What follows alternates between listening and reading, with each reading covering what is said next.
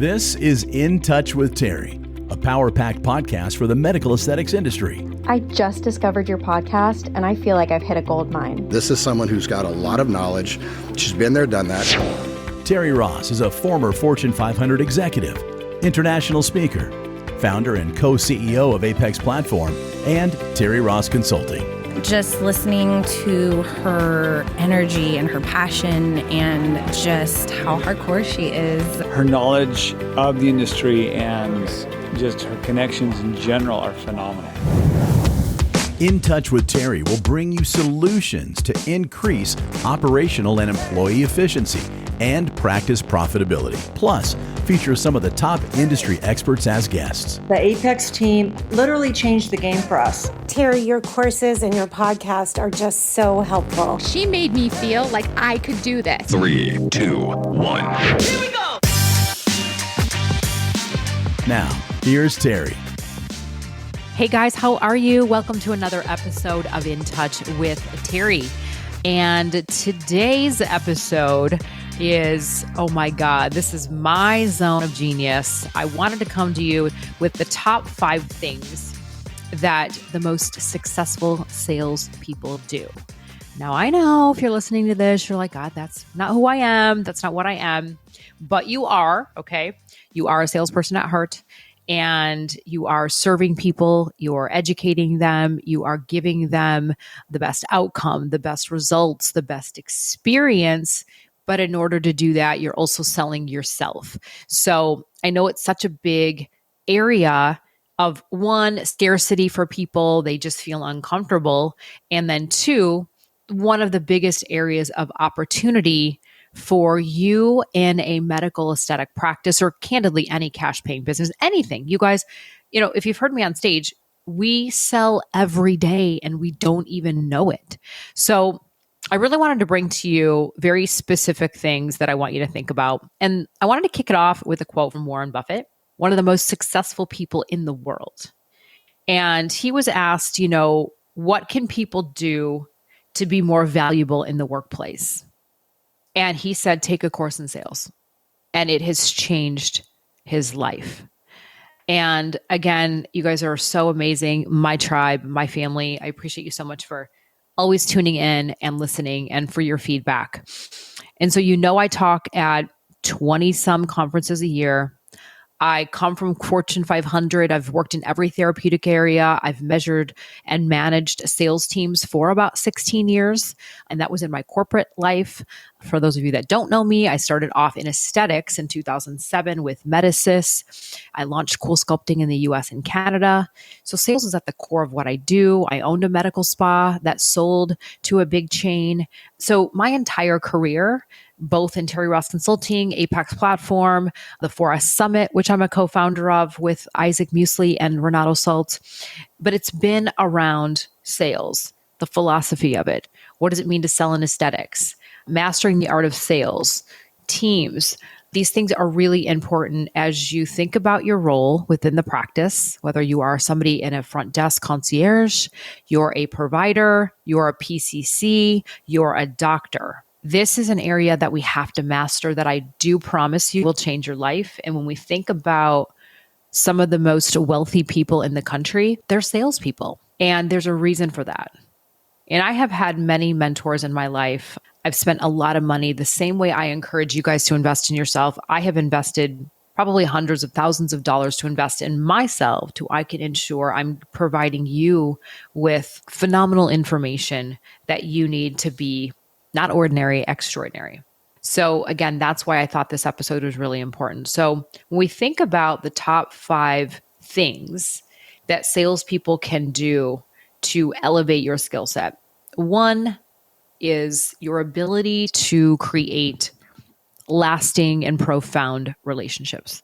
So building relationships with people is key. You're not just making a quick sale on a service or a procedure. This is not a transactional business. You're forming a bond, you're forming trust, and these relationships with your clients so they feel they're getting the best advice from you. Great salespeople invest time and energy into each touch point with a prospective client. It's whether it's on the phone, when you're communicating via a web lead, during your consultations. Great salespeople treat each prospective client valuable, no matter what stage or phase that they're in, whether they can afford it or not. Your customer service is, again, top of the game. You have to go the extra mile.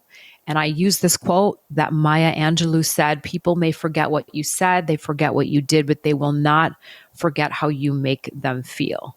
So I want you to circle back to your number one, building relationships.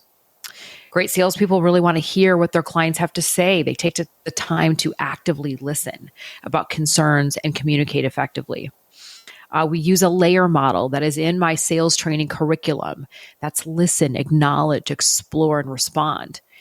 That is key to forming sustainable and lasting relationships, using the layer model, because a lot of times we're not listening with intention. We listen and then we respond, and we've missed the acknowledgement, and we've missed asking the right questions. When you have a strong ability to ask good questions, people feel heard and they feel valued. And those are the components of building a strong relationship. 2, we need to stay ahead of the game. Sales is an evolution. You have to be quick, fast, agile. It's always changing. Therefore, you need to be adaptable. So we need to stay up on industry trends. We need to seek feedback from our clients, right? How can we better serve you? If we don't ask, we just don't know. Technology is technology, but what do your clients want? Great salespeople invest in activities to grow the business, right? They avoid wasting time and spending time on things that just don't move the needle. And they take consistent action constantly, which means they're always inspecting what they expect. Okay, you inspect what you expect. And we work on networking in the community. Have you built relationships with businesses around you? Your local chamber, doing wellness fairs. I mean, there's so many things, and there's different strokes for different folks. But when we think about staying ahead of the game, it's staying ahead of industry trends, again, working in your business and building a very strong relationship in the community. Again, this is what private equity looks for as well. 3, being persuasive. Okay, now I'm not saying I want you to bullshit. I'm not suggesting that. But being persuasive is your ability to, 1, genuinely believe that as a provider or whatever role you have within the practice, that you are ultimately an educator. You are representing the company, you're representing the brand. That means you have to be very clear, right, on all of the service categories, what they are, what treatments and services you offer, what they do against the competition, why your prices are such, why you charge for a consultation. I mean, being persuasive is not like you're lying. We're not in this business to try to get people to do something or buy something that they don't need. Sales is around you using the layer model, understanding from me by your ability to ask good questions, what is the pain that I feel? How badly do my wrinkles or fine lines or laxity or I had a baby, whatever it is, how badly does that bother me? So that when you change your mindset to believe in doing a treatment plan, your ability to be persuasive is just going to be second nature, because that is ultimately, you've asked me enough questions. I've shared with you how I feel. I've been vulnerable with you. And then you are educating me on what I need. So being persuasive is critical. There is a method to learning how to do that. Having a resilient mindset. You're going to get a lot of calls. So when we go back to thinking about your business model and your unique value proposition and why people should come to you, and you feeling like you are worthy of charging a fee, being resilient is critical, because there are people that are going to come in once and never come back. We're looking at retention now. They're not going to be spending a ton of money with you. Maybe they only get one treatment done. Maybe people call you and you're getting lots of leads, but they're not being converted. Whatever that is, your mindset has to be right, because rejections are just the part of the game. Okay. And great salespeople look at every no as an opportunity to get to yes and be able to pick it apart and say, well, shit, like what went wrong here? What did I do well? What didn't I do well? Did I ask enough questions? Did I qualify them? Was I able to listen? Was I able to answer their objections and then show them the value of why they should come in to this practice and not somebody else down the street? You know, the resilient mindset views failures as an opportunity to learn. It's an investment in the future, and it's an investment of doing things differently. Again, understanding why the client came in, what they're looking for when they choose an aesthetic practice. And that's a question I educate. Ask your patients, well, what are you looking for? What are you looking for when you choose an aesthetic practice? I'm not going to give you the 3 answers that I give. I want you to come find me or join our tribe or have me come on and train your team. That mindset is going to make the difference in the way that you run and manage your business. And then 5, we hold people accountable. How do we plan? We can't just wake up every day and drive the same way to work and sit down and turn on our computer and listen to the voicemails and call people back and do the same thing every day. I mean, yes, we all have a role and a function and a responsibility, but those responsibilities are held to a KPI where as a manager and owner, we have to say, I understand what my business is, what our KPIs are. Every team member understands what they are, and we hold each other accountable to achieving those goals. And we hold each other accountable to a higher standard because it's kill or be killed, right? Nobody wants to be mediocre in this business. There are very few things to do or change, but the things that you can do and change is a matter of what you believe, like truly in your gut. And I say this often, if someone charges $50,000 for a facelift or even $100,000, and some in Beverly Hills do, by the way, versus someone charging 20, what would you perceive to be better? It's just perception. So what is your brand? Great salespeople have SMART goals, right? What does that mean? And this isn't just putting it on the wall. I really want you to be specific, measurable, attainable, relevant, and time bound. You want to get 20 new people in the week. I want to have 80% conversions. I want the average revenue per hour to be $1,200. Whatever that is, get very clear so that you can actually run the data and measure.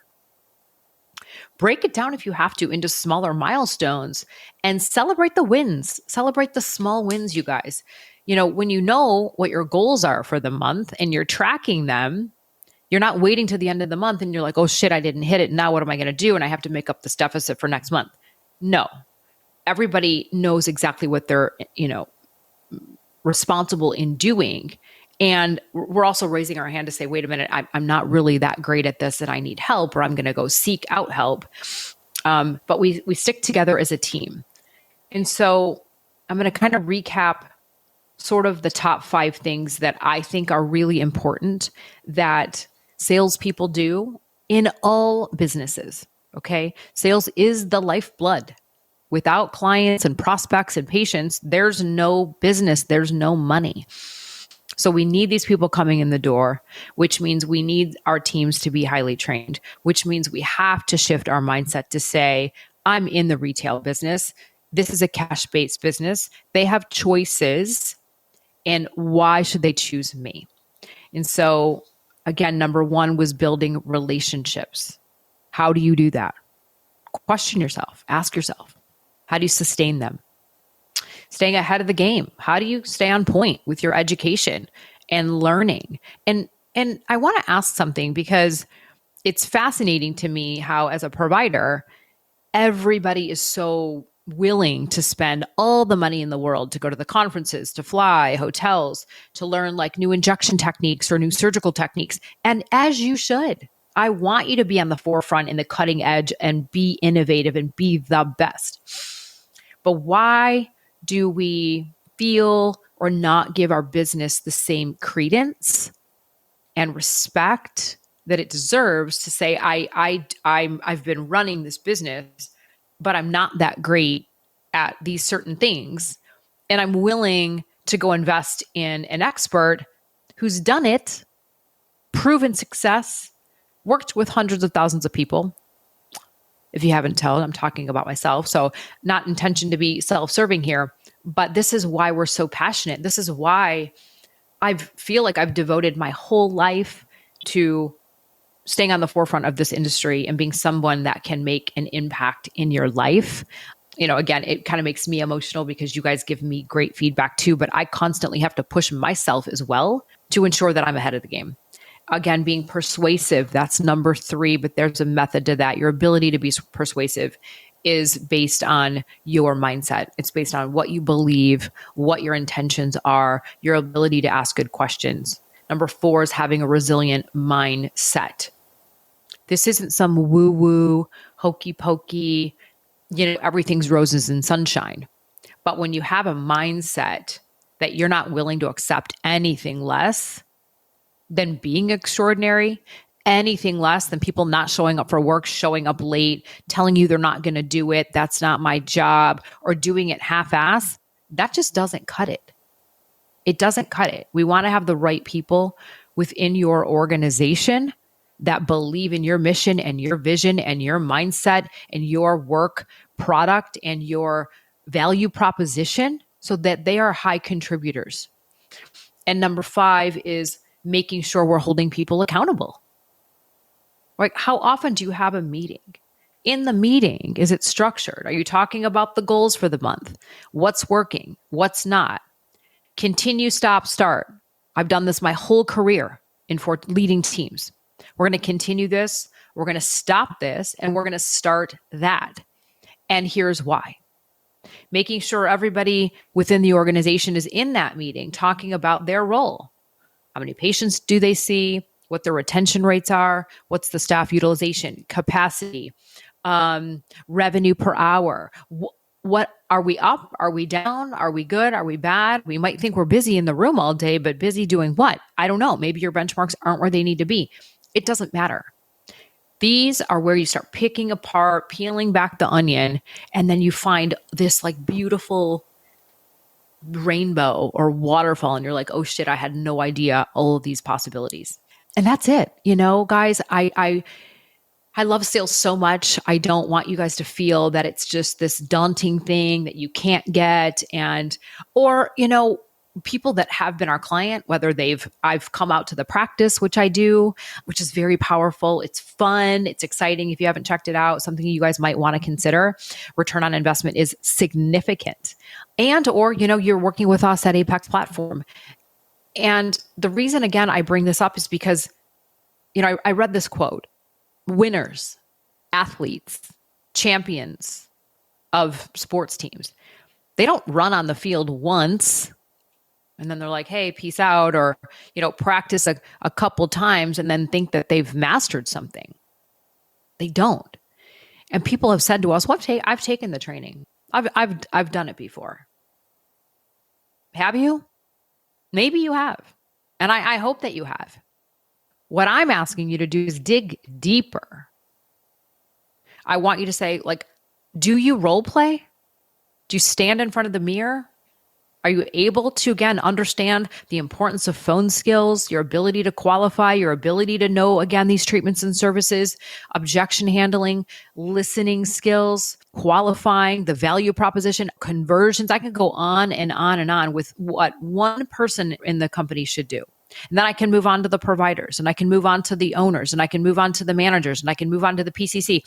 I could continue down this path, but we have to be willing to say, training is an ongoing thing. It's evergreen. And you have to push yourself out of your comfort zone a little bit because it might not be what you normally know how to do. And as a provider, it's very simple to say, again, I've mastered my craft. I'm awesome. I see my patients are being highly converted. And amen. I hope you guys that is the case for you.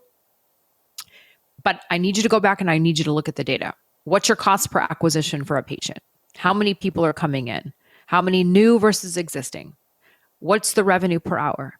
Are you building a treatment plan? Do you feel comfortable doing it? What is your retail percent to revenue? What's your marketing spend? What's your gross profit?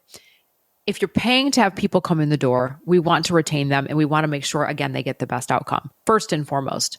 But again, in order to do that, there's a whole host of things that have to happen. So I need you to push yourself. I need you to get uncomfortable. I need you to realize that the champions, the winners, the athletes, this is what they do day in and day out. They are constantly learning and training and hiring coaches to be the best they can possibly be. That's it, you guys. So if you're in this aesthetic space, I cannot wait to see you. I cannot wait to be part of your journey. Can't wait to hear your feedback on this episode, one way or the other. Terri, this sucks, or I'm not great, or I'm vulnerable, or I want to be better, or whatever it is that you're feeling, please reach out to me. You know where to find me. This information and the 5 top things will be in the show notes. So I love y'all so much and keep it coming. Can't wait to see you on the next episode of In Touch with Terri. Ciao, guys. Thanks for listening to In Touch with Terri. We invite you to schedule a discovery call with our Apex team. The link to apexplatform.com can be found in the show notes. Thanks again for listening, and we'll see you on the next episode of In Touch with Terri.